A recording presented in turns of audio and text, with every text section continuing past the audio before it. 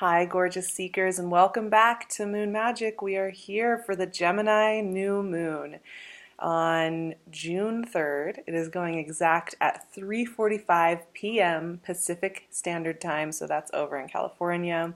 So around the 3rd and the 4th of this month, we are going to be having this great renewal energy.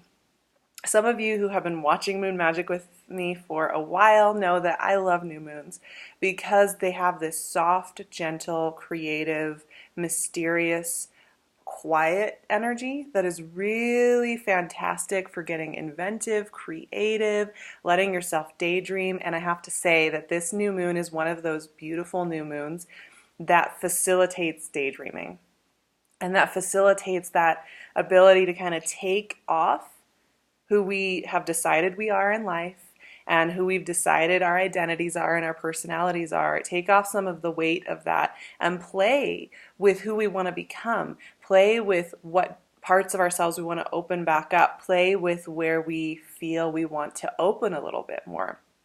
So I think this will be a really beautiful new moon for that. The moon itself isn't actually aspecting anything this time around. It's kind of doing its own thing. The moon and the sun will be in Gemini at 12 degrees. 12 is my favorite number, by the way, and so I love that. So they're hanging out 12 degrees of Gemini, and then other planets all around the moon are having conversations. So, and all of those conversations have to do with this dreamy, expansive, curious energy.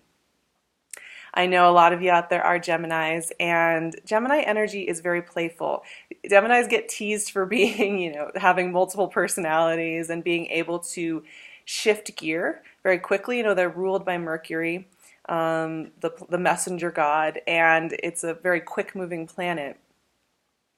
And that ability, though, to be able to morph and to think about being in different timelines and different identities is really a superpower. Of course, every aspect we have in our charts can also have a shadow side. However, I think, with that quick moving, creative, inventive, communicative, witty idea, lush idea landscape that comes with Gemini energy, this is such a fun new moon. The new moon is the beginning of a new cycle. It's like the 0 point of something. And so it's where you plant your seeds. It's where you till your soil. If you are going through a deeper part in life, this is where you dig in the midnight garden and you take care of all those deeper parts of yourself. So new moons are really great. And we have this very playful new moon in Gemini. And the conversations that the other planets are doing help this along. The note that I kind of had as I was looking through the aspects and I was looking through the planetary conversations was that this is a mood that's very floaty, dreamy, not set, not fixed. There isn't a fixed character to it. It's got this expansive feeling. It's kind of like when you're a kid and you're sitting in your bedroom or you're sitting out in a field on like a beautiful evening and you're just staring into space, letting your mind take you free. That's the kind of energy that this moon has to it. So I wouldn't come into this moon with a lot of expectation.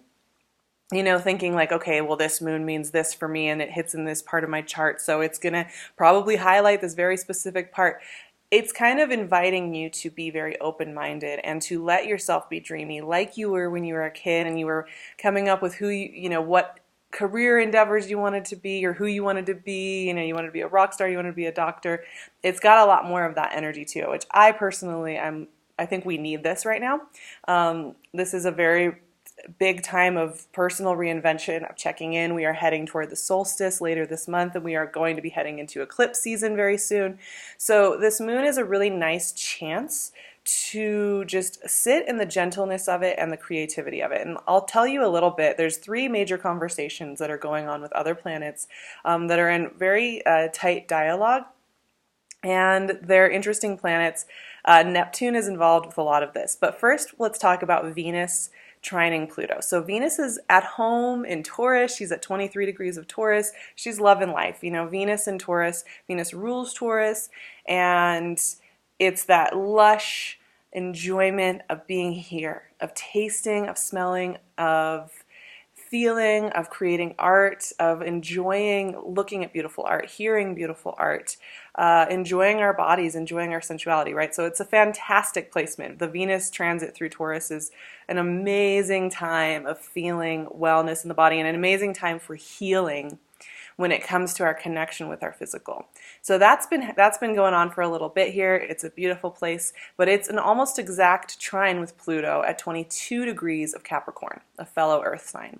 So these two are having a really deep conversation, and Pluto is the god of the underworld, the transformation of power, transmutation. He can also be associated with obsession, with control, and sexuality as well. He rules Scorpio. So Pluto is always workshopping how our relationship to change. Pluto's retrograde right now, and Pluto wants us to revamp how we are connecting to our physical body, how we are connecting to the way we love, how we are connecting to the way we care for our bodies. And so there's some deep homework going on there. This is actually one of the conversations that's got a little bit more of an intensive focus to it. It's a really great time to let go of any old conceptions of self, any old conceptions of the way you valued yourself, the way you've thought about yourself, the way you've written your story. You know, almost everybody has a memory of being a kid, 8 or 9, and going to school and having somebody comment on something about their physical appearance or on what they're good at or not good at, whether it was a teacher or a peer, and taking it with us into our lives without even really consciously recognizing it sometimes. And this is kind of a conversation that lets us release that mythology. So it's a beautiful conversation. It can take you to some really deep places. It can also take you into really looking at why you feel obsession or the pull to have power over certain things, including, love and connection and that Venusian sense of aesthetic and why you feel you need to have certain power struggles. So that could be a little bit of a deeper energy. But like I said, because this is a Gemini new moon, the quality of the energy, the quality of the conversations, even if it's a little bit more intensive, like a Pluto conversation, it's supposed to be a curious, inventive, playful exploration without judgment, without being set in stone. So kind of keep that in mind. Neptune and Saturn are also having a little conversation, and I like when Neptune and Saturn talk because these two planets have very different ways, right? Neptune is the planet of fantasy, of secrets, of the hidden world, of ascension, right? And Saturn is very much in the ground, on the ground. What are you doing to show up to life here in the physical, right? So these two planets have very different ways of approaching existence and the way we think about it. But when they're in conversation, we have Neptune at 18 degrees of Pisces, we have Saturn at 19 degrees of Capricorn. They're in their home signs. They're feeling very empowered and very clear and crisp in their kind of mission statements right now. When they're in dialogue like this, though, they help bridge the gap between fantasy dreamland and making it happen on the ground. And so one of the things with this inventive new moon Gemini energy is that this is a really great time where ideas for how you can take a dream and make it happen in the real world could really be connected. When there's a sextile like this and a really positive conversation going on, which this conversation will be happening kind of throughout the month of June. So this is something that you can take with you for a few weeks, actually, this Neptune-Saturn conversation. It's a great time for those aha moments to come in where maybe you've had an idea mulling around in the back of your mind about how you want to implement change in your life for a creative project or something you want to do or something that you fantasized about doing. You may really find that this is a fantastic bridge to get it happening in the real world via action, via actionable steps. So this new moon may be a great time for you to kind of get those infusions of inspired action. Because as much as it's fun to process and be in the mental game and be in the fantasy game, I love it. Energy work is very important. It's very important for us to take the time to be energetically connected because that's where the good stuff really lives. There's also a point at which you got to click into the action. So this conversation gives us that beautiful bridge. So I love it. The final planetary conversation is an interesting one because it's Neptune squaring Jupiter. And I think this is kind of funny because, Neptune and Jupiter are both very dreamy. They kind of dream in different ways, but they both are like, let's expand, let's explore, like let's just go out there and see what happens. But they each kind of have their own flavor, and they are both in their home signs right now. So we have Jupiter at 20 degrees of Sagittarius, and we have Neptune at 18 degrees of Pisces. But they're squaring, right? And that's another conversation that's going to be going on during June. You'll be noticing it's coming up. But I find this really interesting, this whole Neptune Jupiter square, because it challenges us over romanticizing something that's not for us. And I think that's where the plastic elasticity of this moon and the elasticity of like our identities and who we say we are, this is one of those conversations that actually helps us to understand where we have over romanticized something, or where we've kind of written an aspect of our lives or our existence or our story into a place that's too prominent actually, and we're not feeling great about it anymore. It's a really fantastic time to kind of wash that clean, like let it, put it back into its appropriate spot in the dynamics within your life. So it's a little bit less of a comfortable conversation, right? That's a square, so it's a direct challenge to anything established and anything that needs to be resolved. And I think, with the fun of inventive thinking, that's such a great space to be in, and it's so fun to be curious and inventive. But the only way we can let ourselves fully open to who we're going to be next is if we're not holding on to any fantasies that are actually weighing us down, kind of like weights, and aren't letting us float into that kind of Neptunian expansive energy and into that quick-moving mercurial energy. Like, this is a fast-moving guy. Gemini energy doesn't have time for all the baggage that comes with it, with carrying, 100 loads of laundry on your back. It's like, we got to go. Like, just forget about that stuff. There will be answers down the road. You're going to get what you need when you need it, and you can't get your answers too soon, but you can't be bringing all this stuff with you. So that conversation really challenges that, and challenges over romanticization, over fantastical, overly expansive thinking in places that aren't working well for you. That's all I'm saying. I'm not saying that I'm all about the fantasy and the daydream, believe me, but I think you all can agree that there have been times when we've maybe put a scenario or a person or situation on a pedestal, and it's actually started to hold us back. So let's pull some cards. Those are the big conversations. And like I said, it's a relatively mellow moon. It's got a lot of electricity to it. Obviously, Gemini energy is quick moving. 5 of Cups, there's that release. There's that Neptune squaring Jupiter conversation. It's okay for a fantasy to go away too. Fantasies come and go like waves. And some of those waves are really long and go for a very long time, and you can ride them forever. And some of them, it's time for them to go. 4 of Cups. Okay, so there's a lot of reflection going on here, right? There's a lot of Queen of Cups. Whoa. Neptune is apparently influencing our conversation today because we have all cups and 7 of Swords. Okay. That is the one thing I will say, with all the mutable energy getting lit up in this moon, because we have the Jupiter-Neptune conversation, we have Sun and Moon in Gemini. This is definitely a time where we are moving around a lot. We're moving the pieces around. Everything's kind of like broken apart to be put back together, breaking a bone to reset it kind of thing. I'm not saying it has to be painful like that, but there's kind of this fluid, unset energy going on the early part of June before we get to solstice season, before we get to the eclipse season. And so there's this jelly-like, almost lava flow energy. And because of that, when we've kind of broken things open and nothing's set in stone, nothing's set firm, our identities or necessarily our paths, or even, what's going to stay and what's going to go, it's a really important time to like sift through the process. As Glennon Doyle says, crisis, that word is actually, the root of the word means to sift.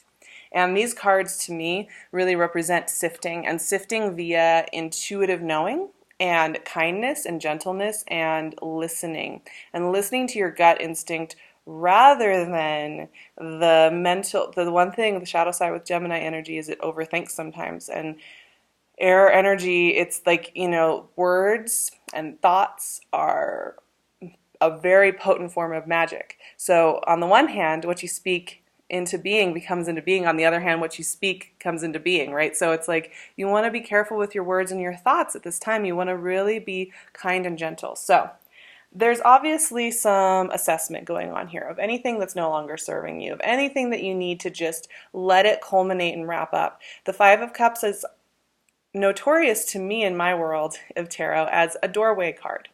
It's where you stand between a world where things have been lost and a world where everything is about to be gained. And the figure here is doing just that. It's the moment when you know that you can turn away from what has been lost and you can turn toward what you want to open up.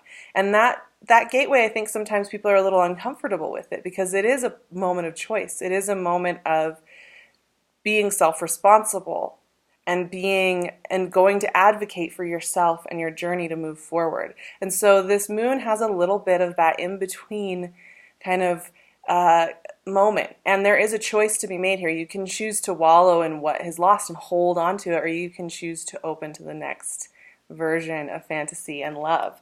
And the same thing with the Four of Cups. 4 in tarot is all about culmination. 4 is this beautiful number of completion and rounding out, and coming to an understanding of something. And the Four of Cups is kind of notorious as being a card of gratitude and patience. And if you don't have those things, it's like, well, watch pot never boils. So the things you're wishing for, the things you're wanting, you can get into that hungry space of wanting it to show up faster, wanting it to show up more precisely. And this is also a card of deep faith and surrender. And understanding too that as much as you're daydreaming and maybe coming up with schemes and ideas for how you're going to manifest what you want, really great, have fun with that. Also, if it's not fun anymore, if it's starting to feel heavy or clunky, to surrender, because the next thing that's going to make sense for how that is going to unfold won't be able to make sense to you, won't be able to come in until it's the right time. And the Four of Cups is very much a reminder that you have to listen into that gentle timing energy as well. But that's where, look at the dualism between the Queen of Cups and the Seven of Swords. Queen of Cups knows where she is, and that's because she's listening. And she's honoring that listening in her womb, in her gut, in her heart. She's listening to those voices.